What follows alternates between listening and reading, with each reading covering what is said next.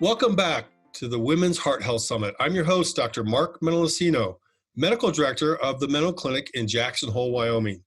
This is your chance to hear from international experts on how to achieve optimal health, optimal vitality, and prevent heart disease.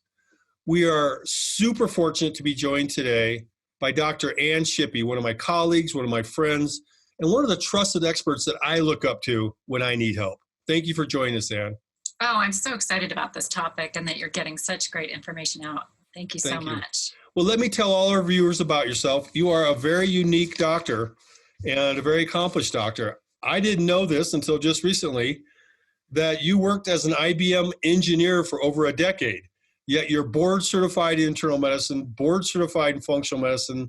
You have your doctorate from University of Texas, a Master of Science in Engineering from Rensselaer Polytechnic Institute, a Bachelor of Science in Chemical Engineering from a pretty easy school, Washington University in St. Louis, one of the best science schools, I think, in the country.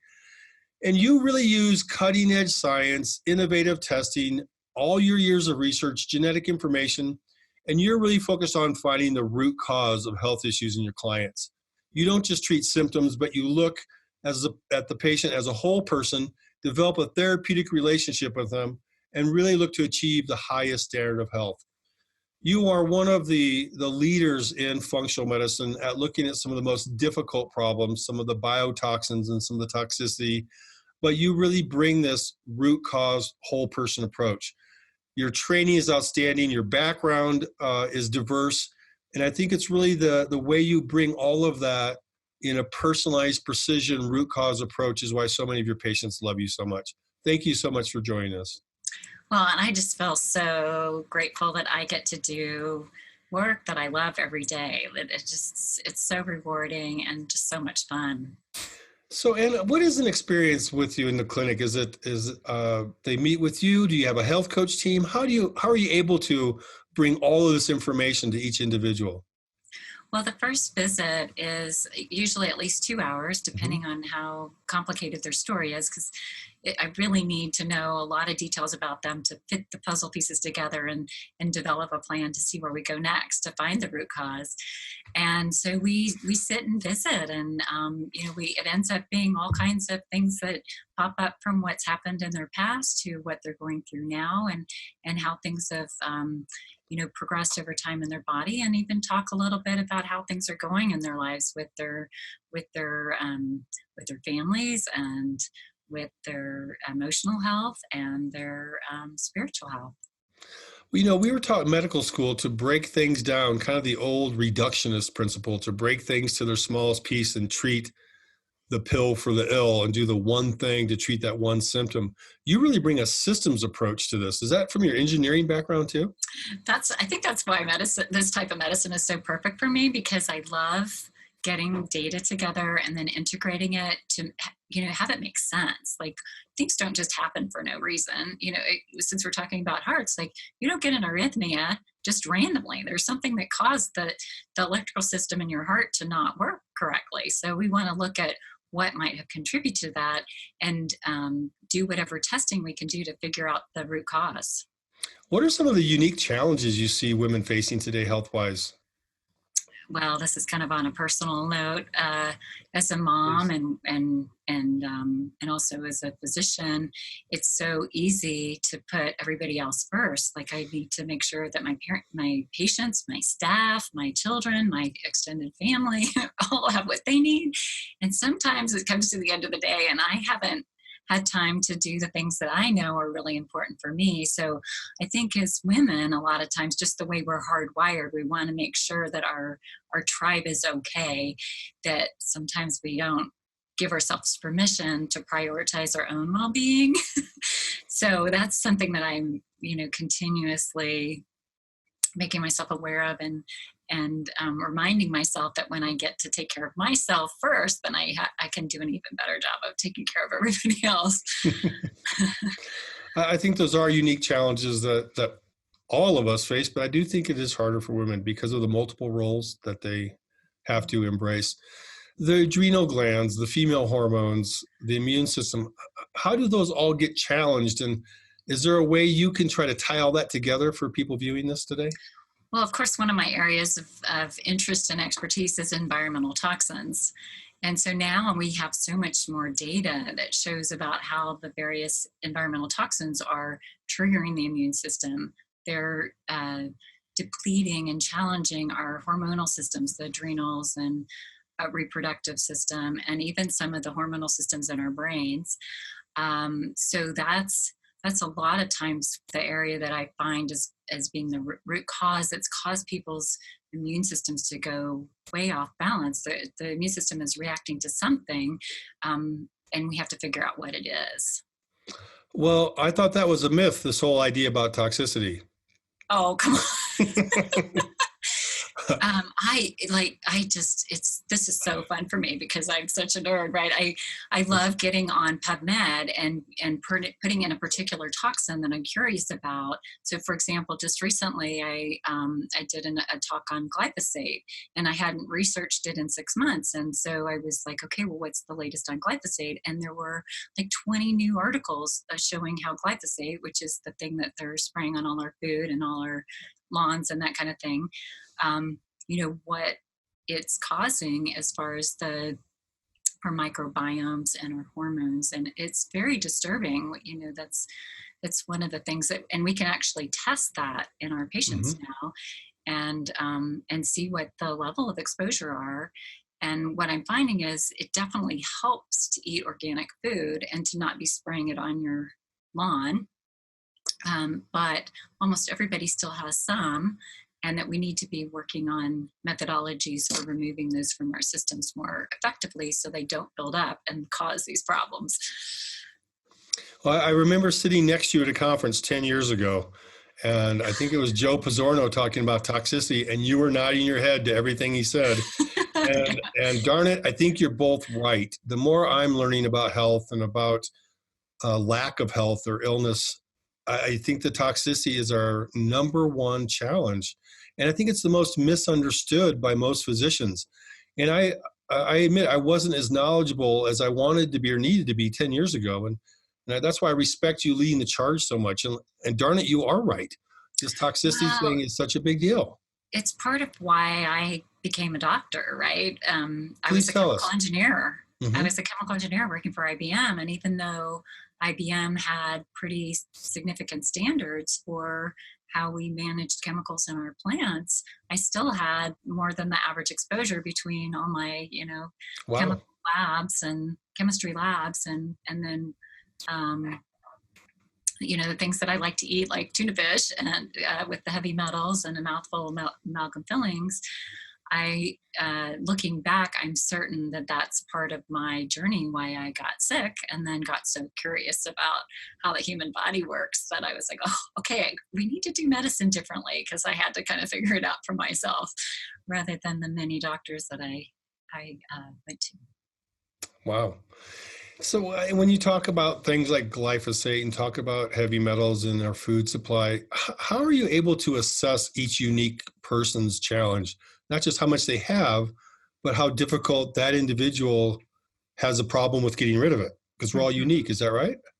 We're all unique, and our detoxification systems are very complex, as you know. So there's a lot to look at, a lot of different ways to assess it. And, sometimes that will depend on a person's budget, and because a lot of these tests are not covered by insurance. I love data. So, and yet I want to be mindful of what people can afford on their healthcare. So there's genetic testing that we can do to assess how well the liver works at a cellular level, and then at how general body systems work as well. And then there are also markers that we can look for in the blood to assess, and the urine to assess how well those detoxification systems are working. Because even if a person has really perfect genetics for detoxifying, if they've had enough exposures, those exposures can actually impair how well those complicated detoxification systems work. And then sometimes the immune system is a key. When we see a significant allergic response, like one of the first things that happened to me is I developed a metal allergy. So like back as a teenager, I couldn't wear jeans unless I had something stuck in between where the little rivets were on the jeans. Remember those little metal Yes. rivets they used to put in? And my jeans, or I'd get a rash. And then I just found about a year ago, found this new test that I'm super excited about for assessing environmental toxicity. I have to send it off to Germany, blood sample off to Germany, but we can actually look to see what some environmental toxins are sitting on people's DNA and what particular gene. Wow. So this is off the topic for heart health, but I just had a patient come back who had breast cancer, and she had organophosphates, so pesticides, and aflatoxin, which is one of the mold toxins, sitting on some of her genes that probably, since both of those things have been linked to cancer, were probably the cause of her breast cancer. So now we know what to do for prevention. We need to get those toxins out of her body so she doesn't have another cancer. Now, organophosphates, they stay in your body for what, 20 years? Yeah, I think it really depends on the person because they can really burrow into the fat and into the cell membranes. How do you get rid of something like that? Well, that's also kind of complicated, and we don't have great data on that. So the best that we can do is, try things, and I've got several things I'll tell you about. And then Please. reassess. We retest and we look at what's going on. But I love things like infrared sauna, hyperbaric chambers, some special detox baths that I have people do. And then food is so powerful. So eating organic cruciferous vegetables, the broccoli, cauliflower, cabbage, kale, that have the powerful antioxidants in it and help you make glutathione. And then there's certain supplements that there are a lot of minerals that are needed to be able to detoxify, especially magnesium. And then I find that liposomal, a special form of glutathione, is very helpful. And then something called phosphatidylcholine, especially for these toxins that really want to bind into the fat and into the cell membranes. Helps to rebuild some new cell membranes, so it will knock out those toxins. And then you want to make sure you have those detox pathways open with the things like the glutathione and the fiber, and that people are drinking plenty of water so the kidneys are flushed and they're having bowel movement every day so that the toxins that go out at the digestive system are moving out rather than getting reabsorbed. So it's really kind of complex. Well, it is, but you've mentioned several just kind of basic strategies. Is the bowels have to move, you have to drink water, you've got to at least let the body have a chance to get rid of things. And then Right. and then you're supporting the paths that help it do it more efficiently is what it sounds like. Exactly. And we all need to be doing that every day. We need to be mindful of that because there's so many toxins in our environment that we can't control. There's our air, our food, our water. It's just getting more and more environmental toxins. But there's so much that we can do to control the things that we can, like what we put in our skin and what we eat, and then really support our bodies to detoxify. Well, you mentioned putting on the skin. I think the latest number is the average woman leaves the house in the morning with 122 toxins put in or on her body due to skincare, food, not clean water. And you have to stop the toxic exposure first, right? Exactly. What are some easy hints to do that? What should women be looking for in their environment, in their skincare, in their supplements and medicines? We have some great resources now through the Environmental Working Group. There's a cosmetics database that's through ewg.org, just called cosmeticdatabase.org. And they actually rank almost every product that I've ever looked for on there. Sometimes there's something new. But the other thing that I like to tell people is that if there are ingredients that you wouldn't eat, don't put it on your skin. Great Now, point. a few exceptions to that. There's, some companies that I really trust, and I think most things in them are fine that I really find help to keep my skin healthy. Some oils and things like that really rejuvenate that I probably wouldn't quite eat. But I wouldn't have, if somebody said you got to drink a bottle of this, I'd be okay. I will, but I wouldn't prefer it. We were talking to a functional medicine dermatologist the other day about this exact thing. And she said the same thing. If you can't pronounce it, don't put it on your skin. And if you can't pronounce it, don't put it in your body. It's amazing what people are putting in with not clean supplements, not clean medicines, not clean food, not clean water. I think one of the other challenges for women Please. is, some of the things that really make us feel feminine, like doing our nails. There really aren't good nail products. So, um, there are times where I really want to paint my nails, right? So I don't all the time. Like right now, I have no polish on, but I try to find the polish that's the cleanest, safest rating that I can, and then I do some extra detox things to, Hmm. I'll take some extra glutathione, Smart. some extra Smart. phosphatidylcholine, eat some extra broccoli and a medi Yeah. bath, and then I feel okay about it because there are just times where I just want my nails done. Although the acrylic nails I would never do. Yeah. You mentioned some type of bath. I'm sorry, I didn't hear that. Oh, I like to do clay and salt baths. I mean, you can Hmm. do just Tell us about it. Epsom salts bath that actually helps to raise your magnesium at the same time. But then having some clays will actually pull the toxins out through your skin. And there's several products that I really like that we have linked on the website. That's funny. I just bought lavender Epsom salts today at the natural store.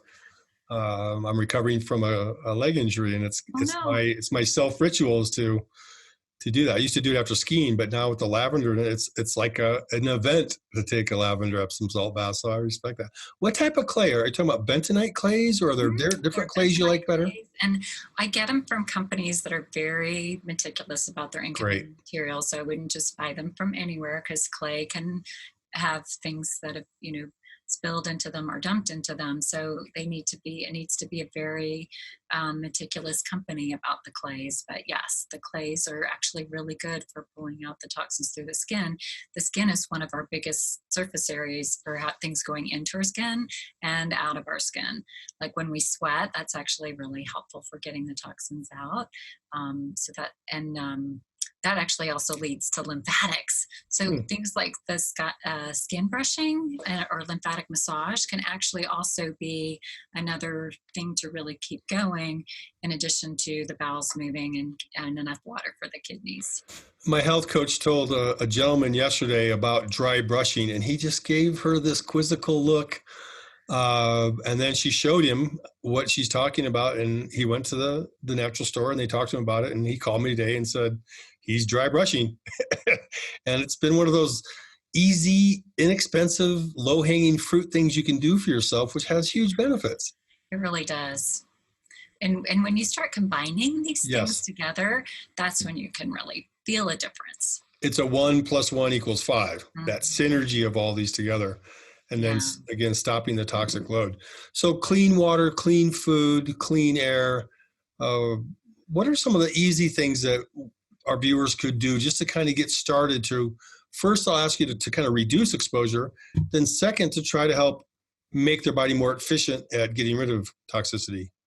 Yeah, so the reducing the exposure would be things like putting a HEPA filter in your bedroom at night Hmm. because hopefully you're spending 8 hours sleeping. Your brain actually detoxes while you're sleeping.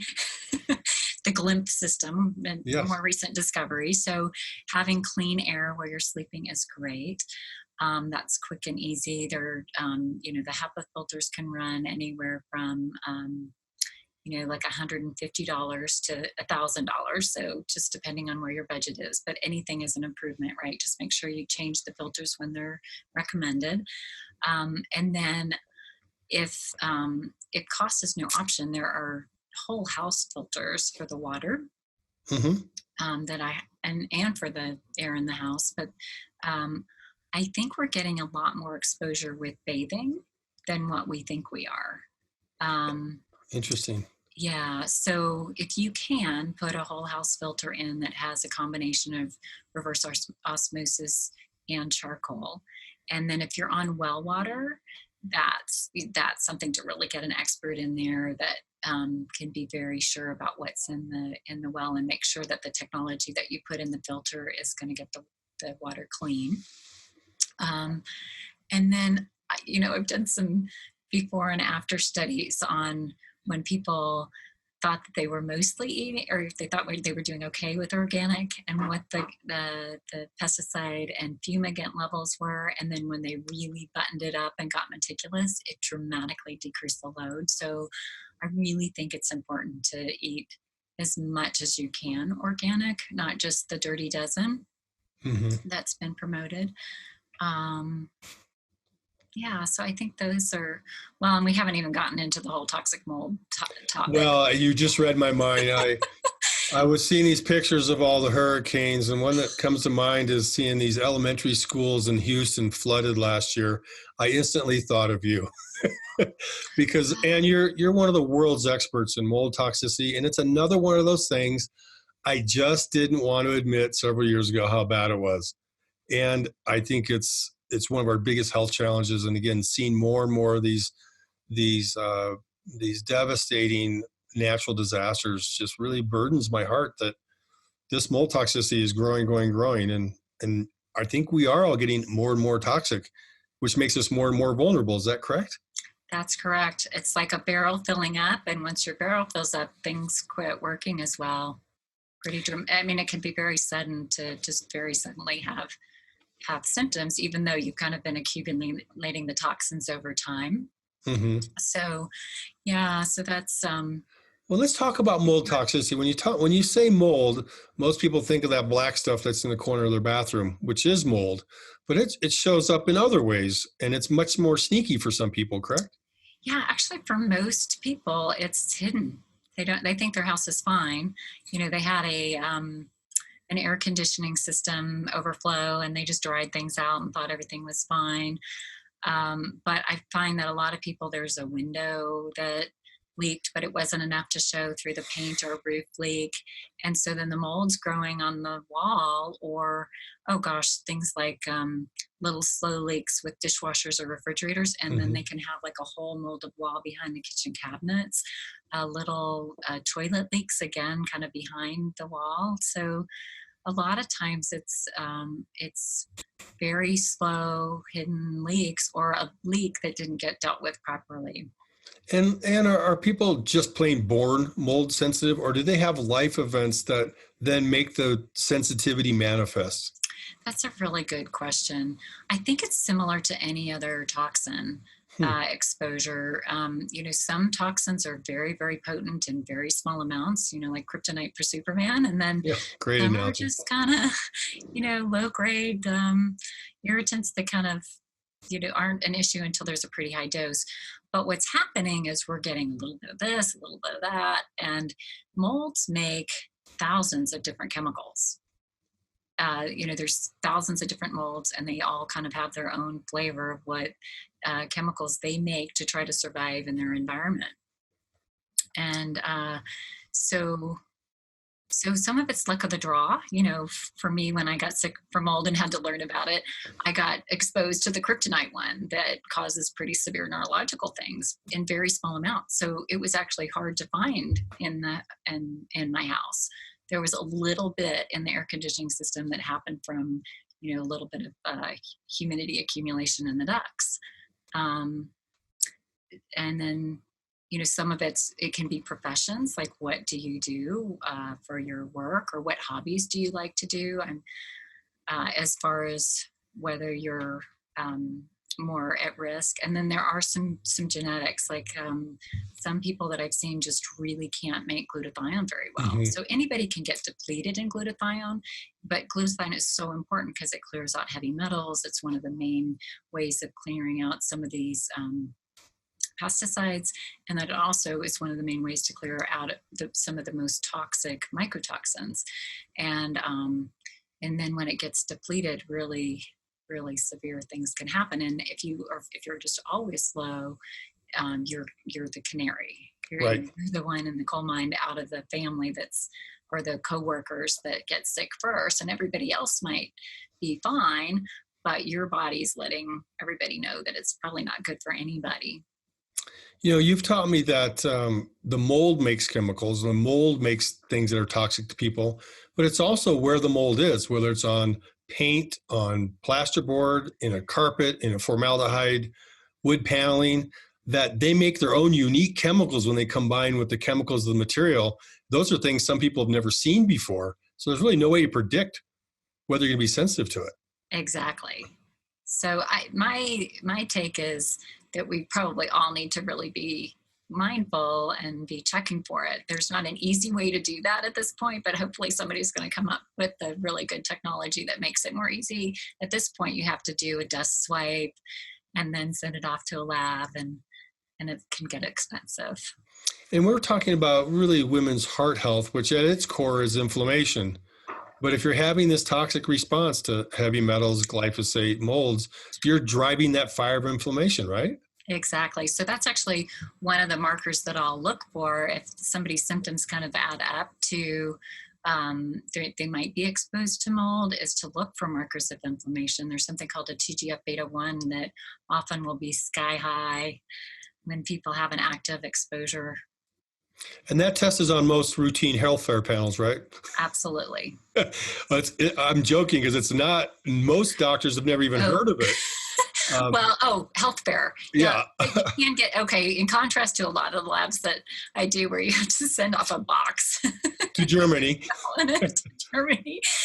Most laboratories can do it. You can order it from LabCorp Quest and clinical pathology labs. So tell us again which one that is so people hear it clearly, please. It's called TGF beta 1. And that's something they can ask their doctor to run for them just to see if they have this inflammatory fire going. Mm-hmm. It's one of the markers that I like to look at. But if that's positive, then it's highly likely that you're having a significant inflammatory response to an environmental toxin or to an infection. You know, my experience in my clinic is that when I get stuck, I call you. Because a lot of people that when you do mostly the right things, support the gut, help the adrenals, support the thyroid, balance the hormones naturally, they just get better. It's the people that don't, that there's this whole layer of toxicity that I can do everything right, but they just don't get better. And I scratch my head and say, better call Ann. Oh, and that means so much to me that you send those patients that really need my help. Well, you fill a niche, and it's the fact that you're open-minded about this possibility, because I know a lot of doctors aren't. They are taught about mold a certain way in medical school, so the rest of their career they'll think about it only in a certain way. And how are you able to help other doctors when someone comes to you and they go back to their doctor? How do you teach that doctor about mold and about what you did? And do you have anything that our viewers can talk to their doctor about, some talking points? Yeah, there is an article that I wrote actually with Joe Pergiorno, who you mentioned earlier, that I'll refer both patients who have families that want to understand the science behind it better, and then also physicians. And then I've got a book that's on Amazon that's just a very simple mold workbook. And then, sometimes I'll get on the phone with the physicians, but that's definitely, and then I present at conferences. I just recently spoke on one about the mental health effects of toxic mold. So I'm on a mission to get that important information out there so that we think about mold as more than just an allergen. Like most physicians know that people who are exposed to mold can get allergy symptoms or asthma, or if they're immunocompromised, they might get an infection. But there's so much more to think about. Well, you talk about mood disorders and mold, and I do believe antidepressants are the #1 selling drug worldwide. And our experience for both of us is that there's a lot of people on antidepressants that really don't need to be. Now, we are both doctors. We use medications. Some people need to be on them. Mm-hmm. But there's a lot of thyroid disorder, adrenal disorder, hormone imbalance that manifests like depression and anxiety. But I'm consistently impressed at how many people that have these mold issues have depression and anxiety. And it's really the mold issue, not a brain chemical disorder. In the presentation that I did a few weeks ago, I was, one of my case studies is on a patient who had anxiety, really severe anxiety. Like she was on high doses of medications that really weren't working very well. And we finally found where the mold was in her house, and the anxiety went away. She had no symptoms, like fine. And then like a year later, the anxiety came back again. I'm like, okay, we gotta check your house for mold. And she was like, no, I know we don't have mold. Well, it turned out that this the leak hadn't been repaired properly. So the mold came back. So, again, the anxiety goes away. Third time, my anxiety's back. It had a toilet leak. And then she was just in the other day and she came in and she's like, yeah, my anxiety's back. I got the mold inspector out and they found mold again. Oh my gosh. 4 times. So when I have a patient that has any type of psychiatric symptom, whether it's depression, anxiety, OCD, ADD, we have to start thinking about mold. And actually there's a study now that's come out that is linking that there may be a link with some patients with autism. So we have to think about psychiatric diagnoses a little differently. It's like, well, why did the neurotransmitters go out of balance? What was the cause of that? Was it nutrition that was depleted, or was there an environmental toxin or a food that people are reacting? There's some underlying cause. And sometimes we do need the Band-Aids, like you mentioned. Like sometimes we have to do a medication until we can get some relief of the symptoms. And we're working on the underlying cause. But I think we're really doing people a disservice when we just give the medication, because that underlying cause of what caused the neurotransmitters to be out of balance is still going on and causing other imbalances that are going to lead to other things that we don't want, like heart arrhythmias or cancer or neurological diseases. So if we think about it as being a warning sign, okay, we got to look and see what's gone wrong, then we can do so much prevention for other things happening on down the path, and especially autoimmune disorders. Well, let's talk about that, please. Expand on the autoimmune disorders, because was it 1 in 11 women have one? Yes, it's an epidemic. It's a leading cause of disability worldwide. I don't think we appreciate as doctors how much suffering and burden goes on with autoimmune illness. So my nerdy self, please. One of my favorite things to do is to go on PubMed, where all of the journal articles are, and put in toxin and a particular disorder. So if you take the different autoimmune disorders, whether it's Graves or hypothyroid, MS, ALS, all the different autoimmune disorders and toxins, there's so much research now that's being done to link the toxins to the disorders, which in a way is exciting, because when people are aware that they could be keeping up and doing prevention, or if they do get an autoimmune disorder, there's things that they can do to reverse it. On the other hand, it's a little scary because we are seeing higher and higher levels of toxins in our food, water, air, and in the way we're building homes. But I think as we're more and more aware of these health implications, we're going to start building homes differently, having different furniture, mattresses, automatically, making sure that there's filters in homes for our water and our air. So I think we can be much more proactive in the future. Well, it's interesting because in the past, when you looked at these research articles, these were hypothetical postulations of relationships. Now you're seeing the studies showing the causal relationship. They're linking these toxins directly to the autoimmune disease. So it's not a guess anymore. This is fact. Well, and they can get it down to like the detailed molecular level of things that I've never even heard of before sometimes, like what's triggering what in the immune system. Then I have to go learn, what's that new little chemical messenger that they've learned along the way. Well, the immune system's complex, and we didn't think the heart had one, that we didn't think it had inflammation. Lo and behold, we were taught the skin was the largest organ, but it's actually the lining of the blood vessels. It's its own organ. It's the largest one in the body. I love what you just said about how there are so many causal things that can start problems. They all kind of come down to this common pathway. Then they branch out to all the diseases. So you can show up with anything, but there's this common mechanism that's angered by all these other different precursors, all these beginnings. So there's this commonality, and we know that. We know scientifically exactly what those molecular mechanisms are, but we know there's multiple pathways to get there, and it shows up in different people in different ways. I describe that as the weakest link. That mechanism finds your weakest link. Yeah, we're thinking so much alike. I love it. And how do you help people find their weakest link? with with the testing. Mhm. I mean, and I think a lot of times, even with their history, it's kind of obvious where, some person might be, get, lung disease from the mold exposure first, or somebody else might get, um, a neuropathy. So sometimes it's just even in the diagnosis, it's like, okay, we got to go do the things that we can figure out to do that really support that particular organ system or pathway that we find with the more detailed biochemical testing.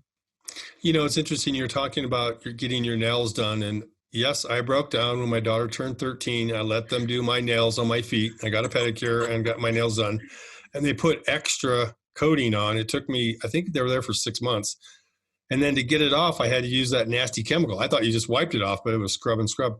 And I was sick for a week after using that chemical. And I didn't know why. And it wasn't until I spent the money to do my genetics and looked at my chemistry that I found it. And I think, Ann, a lot of the information you need to take care of people who are really sick, you have to do the test to know that individual's problem. And so many people think that functional integrated medicine is expensive because of the test, but I like the analogy of, what if your transmission went out in your car? That happened to my daughter a couple of years ago. It was $1,500. I didn't think twice about whether we were going to fix it or not because we needed the car to drive. Why do we make it such an ordeal whether we're going to use those resources on our health? And I know so many people see you. You're the 15th doctor they've seen. Mark Hyman likes the story. You're the resort doctor, the doctor of last resort they're going to see. Mhm. But you have to get some of this information. There's times where you just have to do the testing. Right. It's sometimes you just have to know, like, which genetic pathway is the problem. Is it methylation? Is it glutathione? Just where is the problem, so that we can really focus on it. And I know part of it's because you're so smart, but I also know a lot of it's because you work so hard at this. You must have kind of a wisdom of experience after seeing so many patients that you can kind of tell as they tell their story what happened to them, what's going on. Do you have that happen to you? Yeah, I do. But I still try to start each Yeah. patient with a blank slate. Like, I don't want to miss anything just because, oh, I think this is like this other patient that I saw and this is what happens. I want to be really, like, use that wisdom, but then also don't get too overconfident that then I miss something. Well, I know I've recently referred a client to that's very complicated, very complex, and you didn't want a lot of information from me because you wanted your own story, your own slate. And I was refreshed by that. I was very impressed that a lot of doctors want to know what everybody else did and what they're thinking. Then they build on that. But you love to have that clear slate because you want to see everything. And I love that about you, that you're so thorough for people. Oh, thank you. It's really a delight for me that I get to do that. You like complicated puzzles, don't you?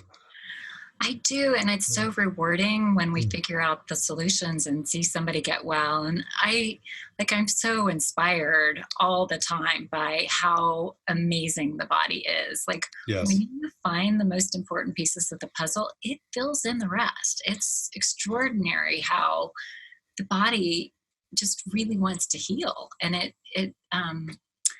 so many things that are supposed to be thought irreversible get better if you find those important things, and then the patient's willing to implement them. I want to really resonate what you just said for our viewers and for really everyone out there, all your friends and family. There are people who've been sick for years, decades, that were told there's no hope. And you can find someone like Ann who actually cracks the code because she digs deep and works hard and turns over every stone. Can everybody get fixed? No, but a lot of people do. And it's the more we go down this path together, the more of them get better. So I think hope is the number one message here. But it's not a hope of false advertising. It's a hope born on the wisdom of experience and hard work. And really, like, I just want to shout from the mountaintops, do the prevention. Yeah. You know, little things every day can make such a tremendous difference, like really eating the foods that are healthy and avoiding the ones that aren't, and getting the sleep, and getting these pathways that we're talking about opening up. Um, you know, don't wait till you get sick. Do it now. And you've told us so much today and shared so many great ideas. Can you give us a couple things that all of our viewers should do and a couple things they shouldn't do? So the should do's, I don't even like the word should, but I was just going to say that. You don't want to should on people. I should do something. Okay, I'm going to restate it. Let's give people 3 good ideas to improve their health, and let's give them 3 ideas that they should probably avoid. Okay. The things that people could do are to eat organic food as much as possible, drink clean filtered water, and prioritize their sleep. And then be aware of that inner conversation. Like, I think sometimes that inner conversation is really toxic. So be kind to yourself. Catch yourself when you're being hard on yourself. Love that message. And then some of the things that I recommend as far as don'ts, one of them is actually kind of controversial, and we haven't talked about this, so I don't know where you weigh in on this, but I don't think alcohol is a good thing, especially for the heart, and because it's a toxin. So I really don't think people should drink much, or maybe even consider not drinking alcohol at all. And then, especially if I may, the government says 1 drink a day for women, 2 drinks a day for men. 14 drinks a week for me is a lot. So I think you're right. I do think alcohol is a toxin. And if you're ill, it may be magnified. 1 alcoholic drink may actually have the toxic effect of 10 for someone who's not ill, that has a good, healthy gut, good detox pathway. So especially if you're ill, I think toxin is a poison. I'm sorry, alcohol is a poison. Alcohol is a toxin to the brain and to the heart. And some healthcare speakers out there are recommending drinking alcohol. Have your red wine.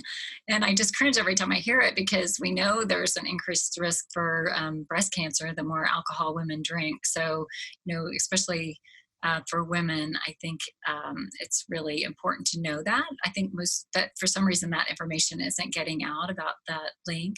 And it's all cancers, right, Ann? Increased alcohol use to all cancers, but especially breast cancer. When they plot out number of drinks a week and breast cancer, it looks like an exponential curve. It's really concerning. And then I think this is me, just my opinion, that we're going to see the same kinds of things for prostate cancer for men.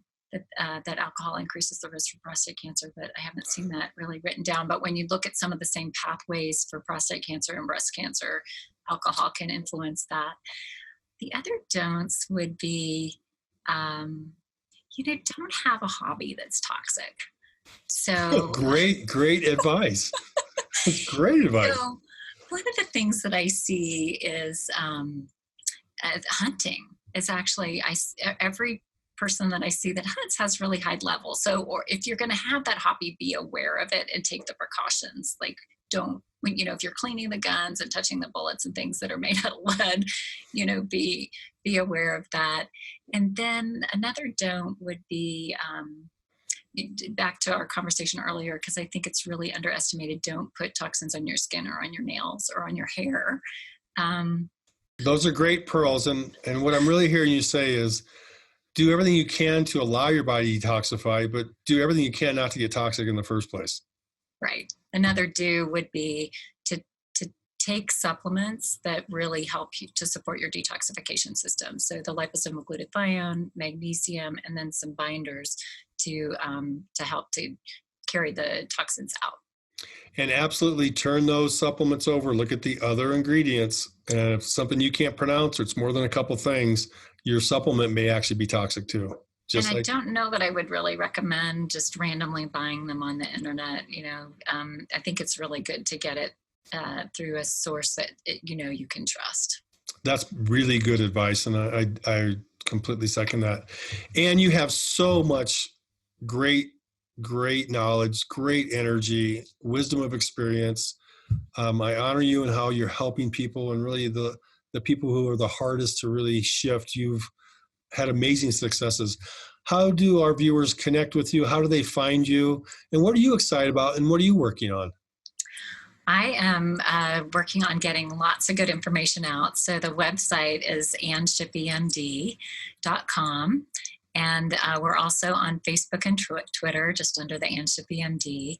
And then I actually will have a book on environmental toxicity coming out in late 2019 and or maybe early 2020. So it's in process. Great. And then just speaking a lot more. So it's just such a gift to get to help people to know how important this topic is and that there's something that they can do about it. So I'm really excited about that and how that can even affect how, we take care of our children and our homes and families. Well, again, as I said earlier, I think this concept of toxicity is really frontline medicine now. And for women's heart health, all of the things that Dr. Shippy talked about are important for you as an individual. And thank you so much for your time today, all of the great knowledge. I look forward to seeing you again. Thanks for including me. I'm very excited about seeing the series.